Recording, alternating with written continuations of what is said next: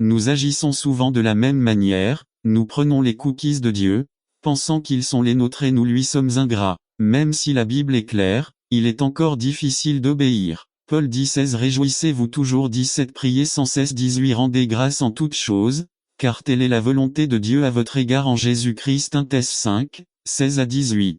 Les mots sont durs mais ils sont là. C'est un verset difficile pour beaucoup de gens. Pour la personne qui vient de divorcer. Pour la personne qui vient de perdre un bébé qu'elle attendait avec impatience. Pour la personne dont le corps est dévasté par les traitements qu'elle reçoit. Pour celui qui a l'impression de survivre dans une salle d'hôpital, pour celui qui se sent accablé par les dettes, pour celui qui voit son enfant souffrir sans pouvoir l'aider. N'attendez pas qu'il soit trop tard. Devenez membre de la chaîne Today et bénéficiez de réconfort et de soutien dans les moments difficiles. Cliquez sur le lien dans la description de la vidéo. Mardi 9 avril 2024 Page 1 Pour la personne qui s'est récemment tenue devant une tombe pour dire au revoir à un être cher, pour une personne qui se sent étouffée par la solitude dans chacun de ces cas, l'idée de rendre grâce est très difficile. En fait, c'est non seulement difficile, mais cela semble impossible. Regardons ce que dit Paul et essayons, avec l'aide du Seigneur, de comprendre ce que signifient ces mots. Pourquoi Dieu nous commande-t-il de remercier en toutes circonstances 1.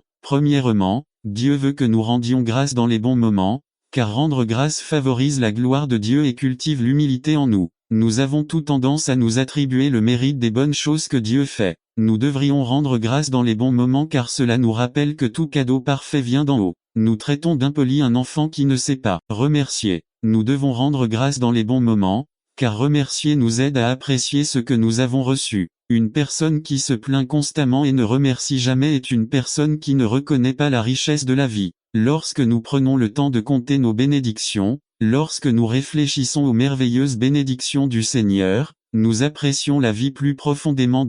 Deuxièmement, Dieu veut que nous rendions grâce dans les moments difficiles parce que c'est un acte de foi. Lorsque les choses sont difficiles, il faut avoir la foi pour remercier Dieu pour notre situation. Nous devons croire que Dieu a réellement un plan que nous ne pouvons pas voir. Nous devons vraiment croire que sa sagesse est supérieure à la nôtre. Rendre grâce dans les moments difficiles demande plus qu'une foi superficielle. Dieu veut que nous lui rendions grâce dans les moments difficiles parce qu'il veut que nous apprenions à marcher par la foi et non par la vue. Nous ne pouvons pas toujours comprendre ce qui se passe dans la vie. Si nous dépendons de nos sens, la vie sera comme une vague. Si nous apprenons à dépendre de Dieu, la vie sera ferme. Nous pouvons connaître la paix même dans les moments difficiles. Pourquoi pouvons-nous remercier Dieu dans les temps difficiles? Soyons honnêtes. Lorsque des temps tragiques nous frappent, il ne semble pas y avoir de quoi remercier Dieu. Devons-nous remercier Dieu pour une crise cardiaque? Devons-nous rendre grâce pour la maladie qui tue un membre de la famille?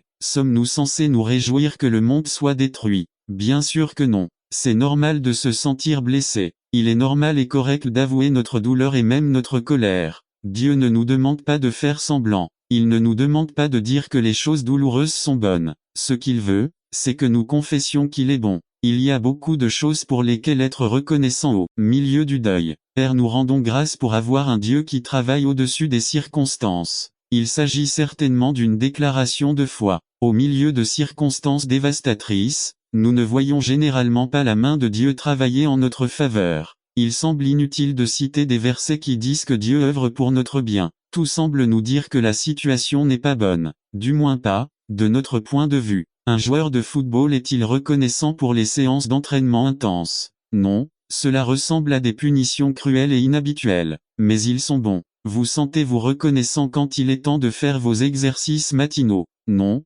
cela semble stupide de faire ça alors qu'on pourrait dormir. Mais c'est bien. Vous sentez-vous heureux lorsqu'ils déduisent de votre salaire votre retraite? Non, mais c'est bien. N'attendez pas qu'il soit trop tard. Devenez membre de la chaîne Today et bénéficiez de réconfort et de soutien dans les moments difficiles. Cliquez sur le lien dans la description de la vidéo 9 mars, avril 2024 page 2. Lorsque l'heure de votre retraite viendra, vous en serez heureux. La vie est pleine de situations comme celle-ci. Quel bien Dieu peut-il tirer d'un accident tragique? Je ne sais pas. Quel bien Dieu peut-il tirer du cancer? Je ne sais pas. Tout ce que je sais, c'est ce qu'il nous dit. Qu'il n'a pas abandonné son trône. Il est toujours aux commandes. Il sait ce qu'il fait que nous le comprenions ou non. Nous remercions Dieu car le monde n'est pas aussi chaotique qu'il y paraît souvent. David a dit qu'il remercierait Dieu parce que PS 100, 5. Le Seigneur est bon. Quelle pensée importante c'est. Le monde est souvent mauvais, mais Dieu est bon. Son amour ne diminue jamais. Nous pouvons changer notre amour pour lui,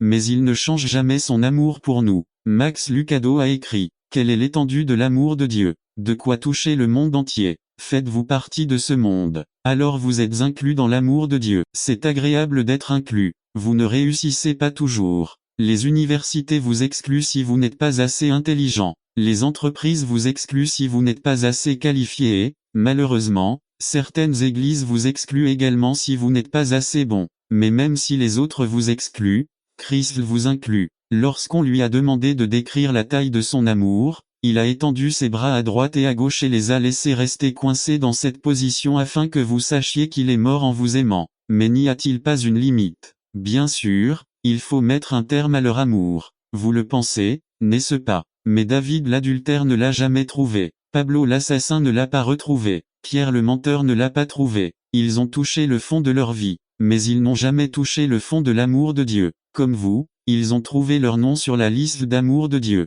David dit que la fidélité de Dieu s'étend de génération en génération. Quand les autres nous font défaut, lui ne le fait pas. Quand les autres nous abandonnent, il reste à nos côtés. Lorsque nous sommes en colère contre lui, il continue de nous déclarer son amour. Dieu est cohérent, il est bon, il est charmant. Même lorsque nous ne comprenons pas les circonstances de la vie, nous devons le remercier car nous savons à quoi il ressemble. Son caractère ne fait aucun doute. C'est parce que nous le connaissons que nous pouvons lui faire confiance. B. Nous rendons grâce pour l'espérance qui va au-delà de la tombe. Comment des gens qui pensent que la vie n'est que ce qu'on peut voir peuvent-ils survivre? La Bible nous dit que lorsque nous mourrons, nous allons être avec le Seigneur. On nous parle d'une maison préparée par le Seigneur. Nous recevrons des corps qui ne dépériront jamais et ne tomberont jamais malades. Nous retrouverons nos proches déjà décédés. Point. Et nous serons avec Jésus. Le ciel est décrit comme un lieu où les choses considérées comme précieuses dans cette vie or, argent,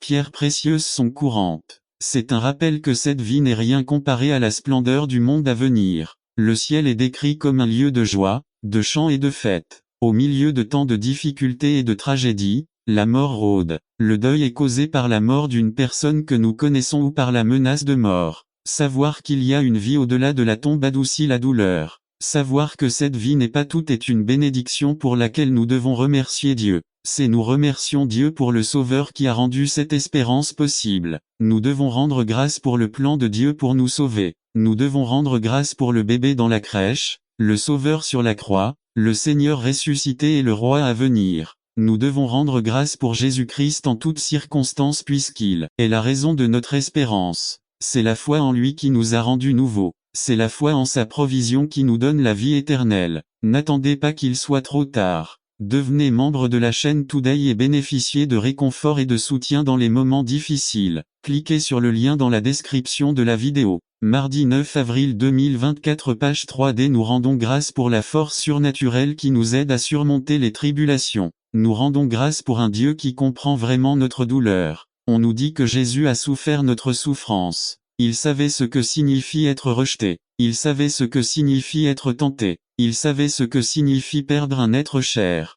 Beaucoup pensent que Joseph, le père terrestre de Jésus, est mort alors qu'il était encore jeune. Jésus savait ce que signifie être incompris. Il savait ce que signifie être blessé. Et Jésus nous connaît. Personne ne nous comprend comme lui. Nous rendons grâce pour le Saint-Esprit qui intercède pour nous avec des gémissements qui ne peuvent être exprimés par des mots. Nous rendons grâce parce que nous avons un Dieu plus proche qu'un frère. Il écoute quand nous avons besoin de nous défouler. Il comprend quand il n'y a pas de mots. Il nous donne de la force quand nous n'en avons pas. Pourquoi sommes-nous souvent négligents à remercier Dieu dans les bons temps? Quand les choses vont bien, il est facile de prendre les choses pour acquises. Les petites choses ne sont pas appréciées. Les bénédictions sont attendues plutôt que reçues avec gratitude. Avez-vous pensé au nombre de choses que nous tenons pour acquises chaque jour? Pourquoi le faisons-nous? Voici quelques idées. 1. Parfois, nous négligeons de remercier parce que nous avons l'impression d'avoir mérité ce que nous avons. Nous avons travaillé dur et les choses se sont bien passées. Nous semblons sentir que nos bénédictions sont le résultat de notre bonté. Nous n'avons pas besoin de rendre grâce parce que nous avons gagné tout ce que nous avons.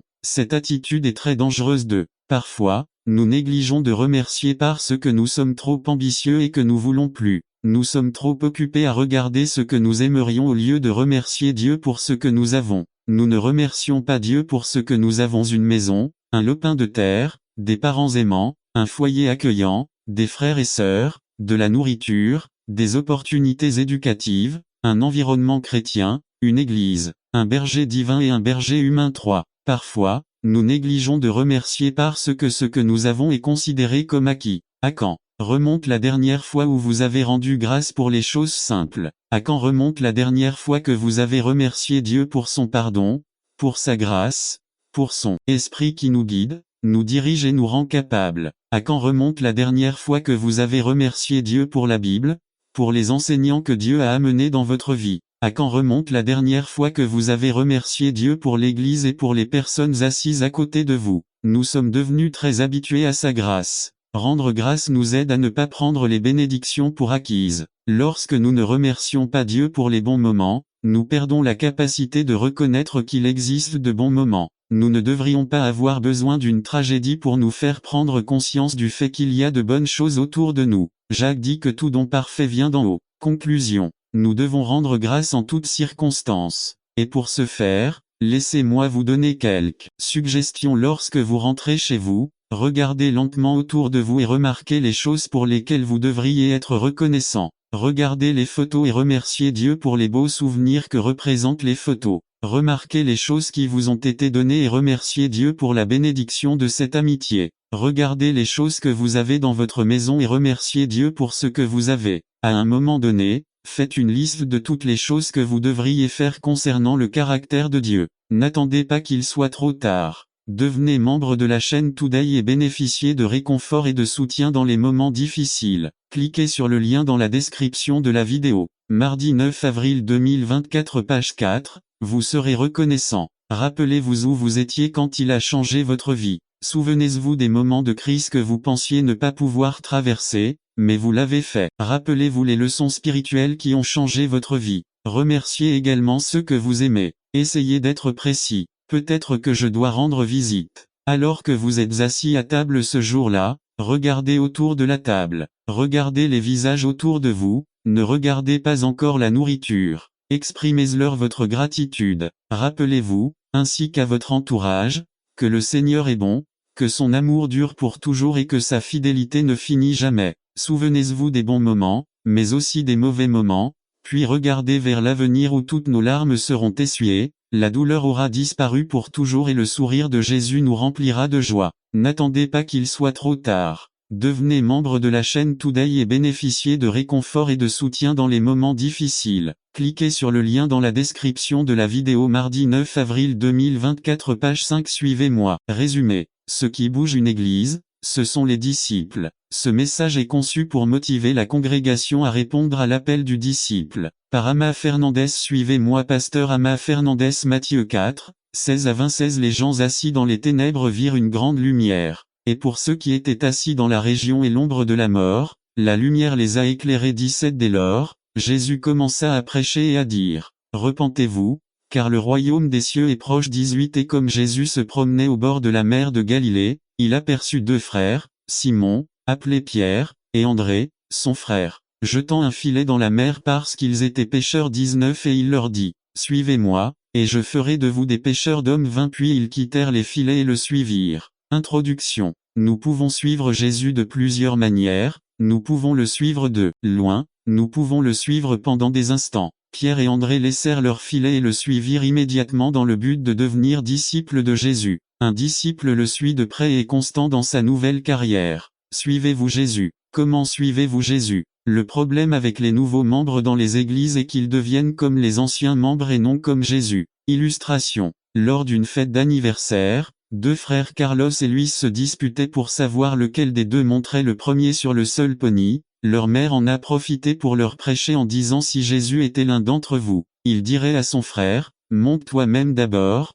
Carlos a rapidement dit: Luis, tu seras Jésus. Le disciple a commencé avec l'appel de Jésus et la réaction immédiate de Pierre et d'André. Le discipulat personnel commence avec un cœur qui reçoit la parole. James 1, 19 à 21. 19. C'est pourquoi, mes frères bien-aimés, que chacun soit prompt à écouter, lent à parler, lent à se mettre en colère vain car la colère de l'homme ne produit pas la justice de Dieu. 21 C'est pourquoi, laissant toute saleté et tout superflu de méchanceté, recevez avec douceur la parole ingérée, qui peut sauver vos âmes. À la parole brise les mauvaises habitudes et libère l'homme de tout lien. N'attendez pas qu'il soit trop tard. Devenez membre de la chaîne Today et bénéficiez de réconfort et de soutien dans les moments difficiles. Cliquez sur le lien dans la description de la vidéo. Mardi 9 avril 2024 page 1 Hébreux 4, 12 Car la parole de Dieu est vivante et active, et plus pénétrante qu'aucune épée à deux tranchants, allant jusqu'à la division de l'âme, et même de l'esprit,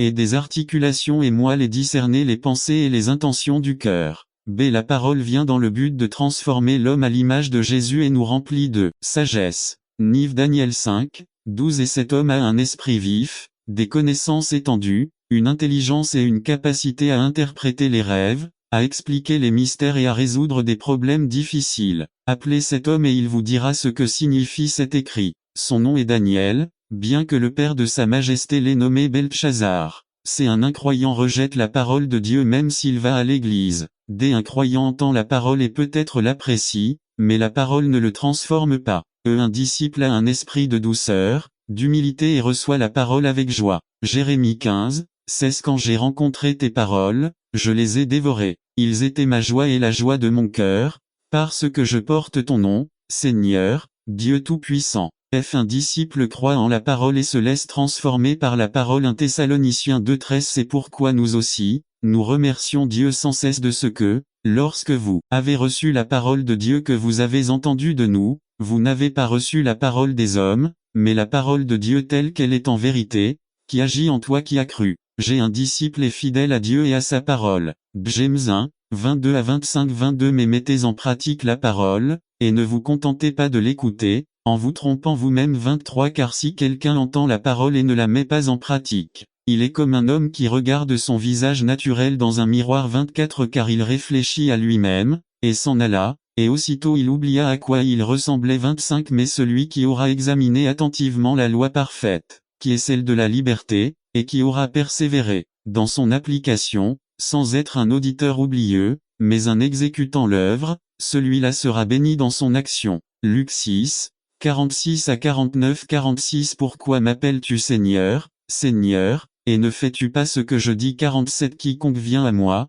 entend mes paroles, et les met en pratique, je vous montrerai à qui il est semblable. 48 Il est semblable à l'homme qui bâtit une maison, qui creuse et s'enfonce profondément, et qui pose les fondements sur le roc. Et quand une crue arriva, le fleuve frappa avec force cette maison, mais il ne put la déplacer, parce qu'elle était fondée sur le roc. 49 Mais celui qui a entendu et n'a pas agi est comme l'homme qui a bâti sa maison sur le sol, sans fondement, dans lequel la rivière a déferlé, puis est tombée et la ruine de cette maison était grande. 2. Le discipulat se poursuit avec un changement radical de vie. N'attendez pas qu'il soit trop tard. Devenez membre de la chaîne Today et bénéficiez de réconfort et de soutien dans les moments difficiles. Cliquez sur le lien dans la description de la vidéo. Mardi 9 avril 2024 page 2 Ils ont ensuite quitté les réseaux et l'ont suivi à le christianisme est plus qu'une religion, c'est un changement de personne et de mode de vie. Un disciple reflète ce changement. 2 Corinthiens 5, 17 Si donc quelqu'un est en Christ, il est une nouvelle création, les choses anciennes sont passées, voici, ils sont tout renouvelés. Apocalypse 21 5 Et celui qui était assis sur le trône dit, voici, je fais toutes choses nouvelles, et il m'a dit, écris parce que ces paroles sont fidèles et vraies. B. Un disciple embrasse la vision de Dieu. Matthieu 4, 16 à 20 Les gens assis dans les ténèbres virent une grande lumière, et pour ceux qui étaient assis dans la région et l'ombre de la mort, la lumière les a éclairés. 17 Dès lors, Jésus commença à prêcher et à dire, repentez-vous, car le royaume des cieux est proche. C'est un disciple mène une vie sainte par amour de notre Dieu. 1 Thessaloniciens 5, 23 Et le Dieu de paix vous sanctifie en toutes choses afin que votre esprit, votre âme et votre corps soient conservés intacts et sans reproche à la venue de notre Seigneur Jésus-Christ. D. Un disciple n'est pas offensé lorsqu'il est corrigé mais aime plutôt la correction. Proverbe 3 11 à 13 11 Mon fils, ne méprise pas la discipline du Seigneur, et ne te laisse pas offenser par ses réprimandes douces car le Seigneur corrige ceux qu'il aime, comme un père corrige son fils bien-aimé. 13 Bienheureux celui qui trouve la sagesse, celui qui acquiert l'intelligence. Un disciple vit pour servir Dieu. Josué 24:15 Mais s'il vous semble mal de servir l'Éternel, choisissez vous-même qui vous servirez les dieux que vos ancêtres ont servis de l'autre côté de l'Euphrate, ou les dieux des Amoréens. Dans le pays desquels vous avez servi maintenant ils vivent pour ma part, ma famille et moi servirons le Seigneur. Conclusion. La prière d'un disciple. Ô divin Seigneur, donne-moi l'occasion de ne pas être consolé mais pour consoler, ne pas être compris mais pour comprendre, pas d'être aimé mais pouvoir aimer, ne pas être pardonné mais être capable de pardonner, parce que quand je meurs à mes désirs, c'est quand je te vois le mieux. 1 Corinthiens 6, 19 à 20. 19 Ne savez-vous pas que votre corps est le temple du Saint-Esprit, qui est en vous et que vous avez reçu de Dieu? Vous n'êtes pas vos propres propriétaires. 20 Et n'attendez pas qu'il soit trop tard. Devenez membre de la chaîne Today et bénéficiez de réconfort et de soutien dans les moments difficiles. Cliquez sur le lien dans la description de la vidéo. Mardi 9 avril 2024 page 3 Acheté à un prix. Par conséquent, honorez Dieu avec votre corps. Nous n'avons pas le droit de vivre comme nous voulons.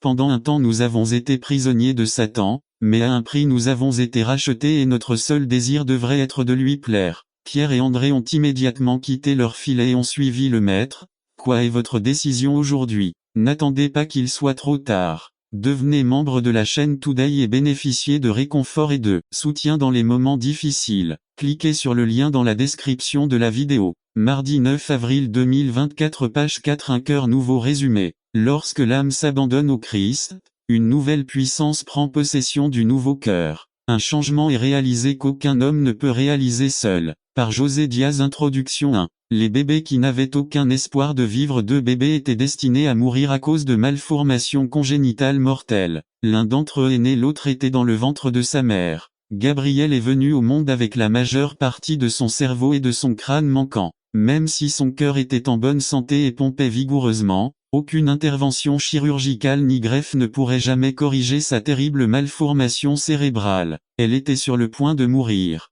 Bébé Paul a reçu un diagnostic de mort du côté gauche du cœur avant sa naissance. Le problème n'était pas grave lorsqu'il était dans l'utérus, mais une fois dehors, il aurait besoin des deux côtés de son cœur pour vivre. Il mourrait également sans traitement. La meilleure chance pour Paul était une transplantation cardiaque. Son nom figurait sur la liste d'attente pour une transplantation cardiaque. Les parents de Gabriel, frappés de chagrin, comprirent qu'elle ne pouvait pas être sauvée. Peut-être que sa vie pourrait avoir un sens si un autre bébé, qui pourrait également mourir, pouvait être sauvé en recevant des organes sains. Ses parents ont décidé que dès que la mort cérébrale deviendrait apparente, ils offriraient le cadeau ultime, le cadeau de la vie, en offrant un cœur sain à un bébé qui en avait besoin. Le décès a été déclaré un jour plus tard. Le corps à naître de Gabriel et Paul a été transporté au centre médical universitaire de Loma Linda, où Paul recevrait le cœur sain de Gabriel. L'état de Paul s'est détérioré si rapidement après la naissance que si le cœur de Gabriel n'avait pas été disponible,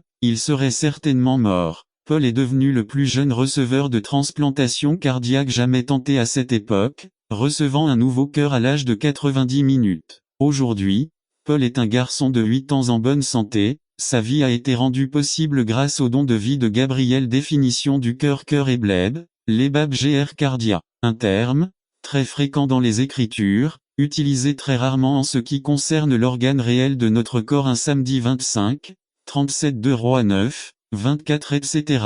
Il désigne généralement le siège de diverses attitudes, émotions et intelligence. La simplicité de cœur du roi Abimélec. Genèse 25 exprimait l'honnêteté de ses intentions. Au passage, il convient de noter que dans Os 13, lui parle de la cavité, de l'enceinte et Psegour, où se trouve le cœur. L'endurcissement du cœur de Pharaon. Exemple 8:32 indiquait une attitude de